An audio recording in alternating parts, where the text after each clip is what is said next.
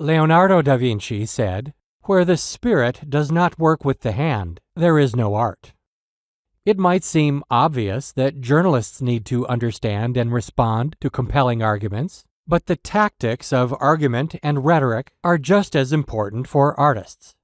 Whether you're creating a film, painting, photo, advertisement, dress, or ceramic piece, understanding what that piece of art says to an audience and how it affects their view of themselves or the world requires a keen understanding of the tactics of argument. Make no mistake about it, everything is an argument, and you must understand and articulate the arguments you make through your art. Understanding argument can immediately empower your art. In order to better understand the concept of argument, we'll turn to the person who did a lot of it, Aristotle. In 384 to 323 BCE, Aristotle held that man is, by nature, a political animal. His philosophy was grounded in the idea that we cannot achieve happiness in isolation. We need to interact with one another as members of a society in order to achieve well-being and self-fulfillment, what Aristotle termed the full life. He taught that when engaging in conversation or when giving a speech in favor of or against an idea, we must appeal to our audience by employing three tactics.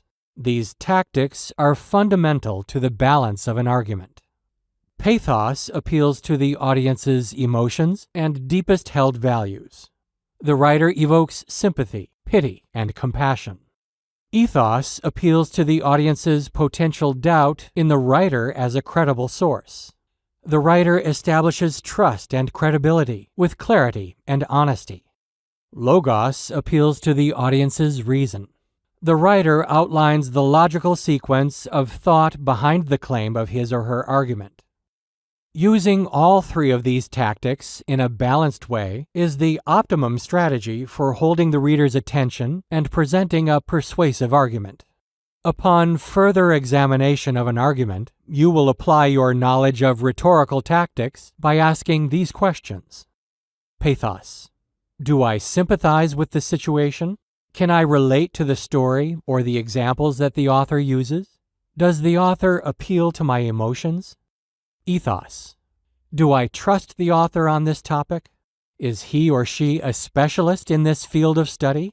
Is the author knowledgeable about the material?